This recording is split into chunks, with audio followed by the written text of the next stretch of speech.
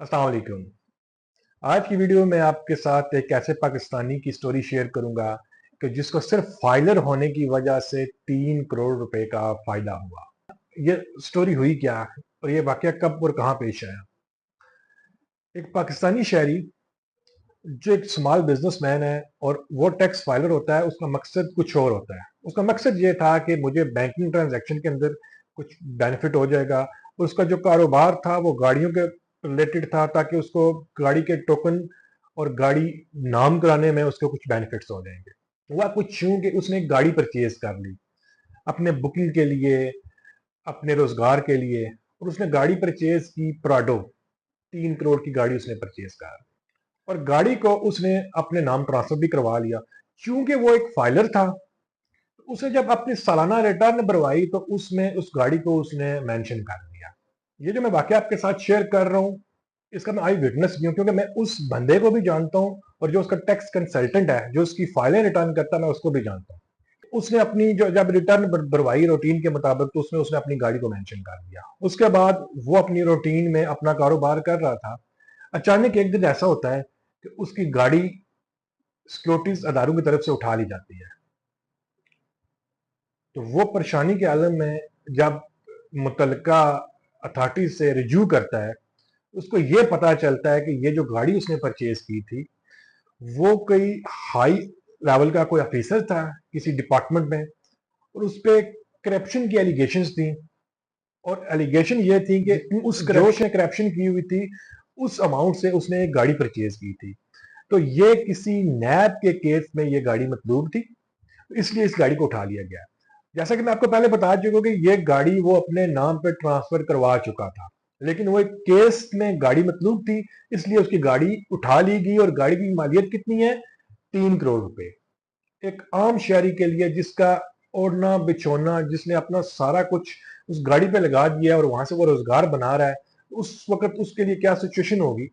नैब के अंदर वो केस चलता है, वो उस कोर्ट में पेश हो जाता है और जज साहब को जाके बताता है, जी ये गाड़ी मैंने फलां जगह से, एक शोरूम से मैंने परचेज की है, वहां पे मैंने पेमेंट किया, मेरे पास पेमेंट की भी प्रूफ है, और ये गाड़ी मेरे नाम पे ट्रांसफर भी है। लेकिन जज साहब जो हैं, वो उसको क्या कहते हैं, ये बात बड़ी मजेदार है कि जज साहब उसको बड़ा एक मजेदार जुमला कहते हैं। वो कहते हैं, ठीक है मैं मान लेता हूँ, गाड़ी तुमने परचेज की है और गाड़ी तुम्हारे नाम पे ट्रांसफर भी है, क्या ये गाड़ी तुमने अपनी टैक्स रिटर्न के अंदर शो की हुई है? ये था टर्निंग पॉइंट। और जज साहब ने जब उससे ये कहा, तो जब हेयरिंग के दरमियान ब्रेक हुआ, तो उसने फौरन अपने कंसल्टेंट से रब्ता किया। जब उसने कंसल्टेंट को कॉल की, तो कंसल्टेंट से जब उसने बात की, तो उसके ओसान फता थे और बहुत ही वो परेशानी के आलम में था। और उसने एक ही अल्फाज उसके मुंह से निकले थे कि भाईजान, ये जो मेरी गाड़ी थी, आप मुझे सच सच बताएं कि आपने इस मेरी रिटर्न के अंदर इसको शो किया था। तो कंसल्टेंट एज ए रूटीन उसने कहा, जी आपने मुझे कहा था तो मैंने इस गाड़ी को आपकी रिटर्न के अंदर शो कर दिया था।